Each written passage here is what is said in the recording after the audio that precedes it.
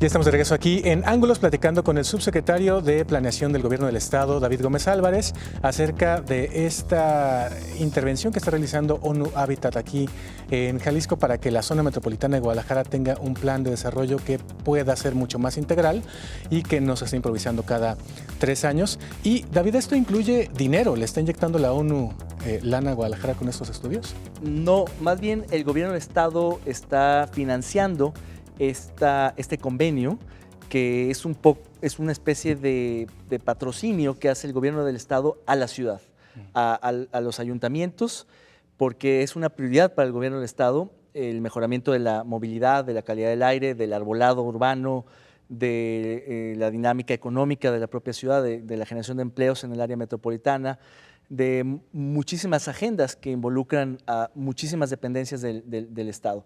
Básicamente la ciudad concentra en un territorio todos los aspectos del gobierno. El gobierno actúa en muchísimos ámbitos en la ciudad. Y hay que recordarle al auditorio que el 63% de la población del Estado de Jalisco habita en la ciudad. El 80 y tantos % de la actividad económica se concentra en el área metropolitana. Y esos indicadores pues hablan de que el auténtico dinamismo del Estado está altísimamente concentrado en el área metropolitana. Es decir, si hablamos de que en el país hay un centralismo y mucho de lo que ocurre en México pasa en la Ciudad de México, a nivel regional el centralismo es todavía mayor. La concentración de la población es superior proporcionalmente en la capital del Estado que en la capital de la República respecto al conjunto del país. Wow, es mayor proporcionalmente. Sí, claro.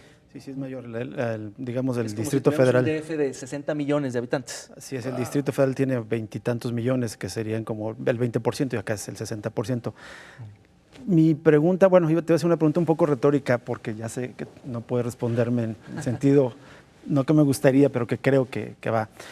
Va a servir este plan, esta planeación, porque ya tenemos estos ejemplos y yo lo que pienso ahora es que ya no hay remedio en los grandes defectos que tiene esta ciudad, que la inacción de los gobiernos, que haber dejado al mercado, a los capitalistas privados, muchas áreas decisivas de la ciudad, como la construcción de viviendas, o sea, el desarrollo inmobiliario y las reservas territoriales, eso fue hace un par de décadas aproximadamente, el transporte público, como otras áreas, me parece que ya han hecho de Guadalajara justo lo que hace más de 20 o 30 años los especialistas preveían y era el futuro que no se quería. Ya estamos en ese futuro, un futuro de embotellamiento, o sea, hay más autos aquí en proporción en Guadalajara que en el Distrito Federal.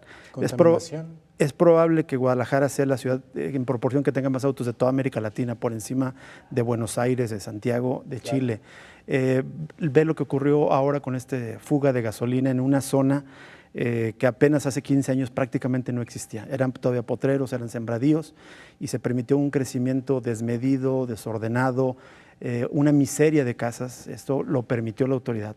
Casas de 60, 50, 40 metros, hasta de 34 metros cuadrados se permite que se construyan casas para una familia. Eso es una cosa absurda. Todo eso se fue permitiendo, ya estamos en una ciudad, me parece, desbordada, no se planeó el crecimiento. Hay las grandes, además de este reparto territorial tan desigual, pues las desigualdades, ¿no? Se está expulsando a los más pobres de las áreas, digamos, con mayores servicios, más céntricas y se les manda, pues, al demonio, pues, a Tlajomulco, al Valle de Zapopan, hacia Tonalá, hacia Zapotlanejo. Hay gente que vive en Tala y viene a trabajar al Salto, a la Maquila. Ya se desbordó. ¿Cómo ponerle remedio a esta situación tan complicada? Claro, coincido con el diagnóstico. En efecto, la ciudad está más que desbordada, yo creo que está desparramada, está dispersa. Y ese es un modelo equívoco que es insostenible en el tiempo. Y en ese sentido, precisamente con ONU Habitat hemos estado discutiendo la reconceptualización del modelo de ciudad. Tiene que ser una ciudad mucho más compacta. Eso supone una verticalización, pero supone sobre todo una recuperación de espacios públicos, una reconversión de vocacionamientos, y parecieran como términos retóricos, pero no lo son.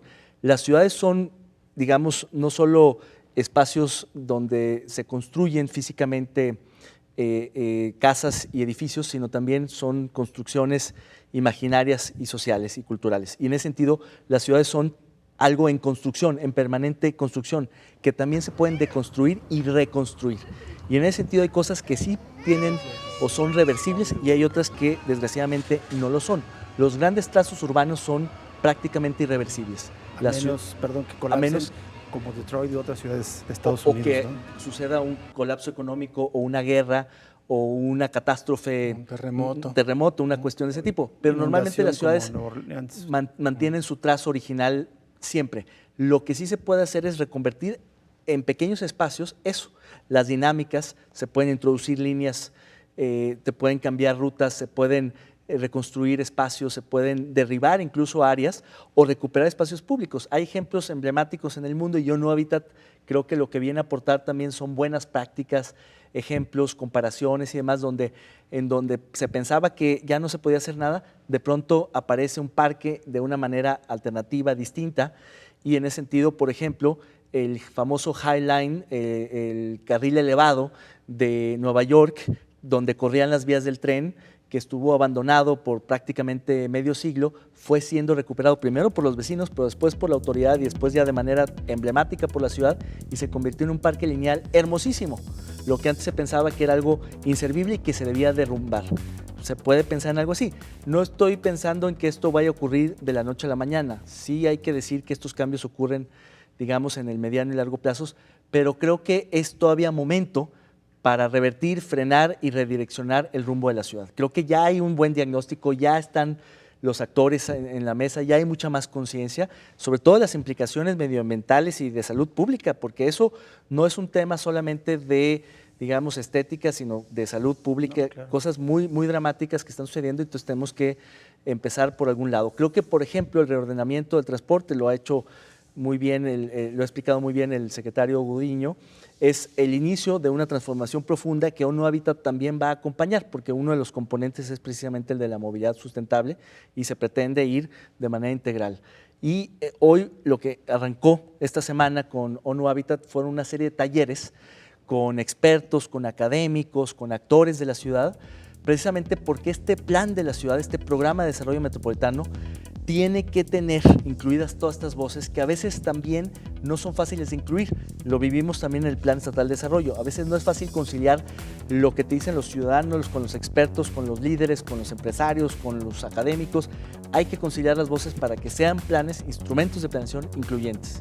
Y en ese sentido, lo que está ocurriendo ahora pues es una participación muy interesante de muy diversos actores que gracias a la convocatoria que hace ONU Habitat, pues están participando y serán integradas sus voces, sus propuestas en este plan.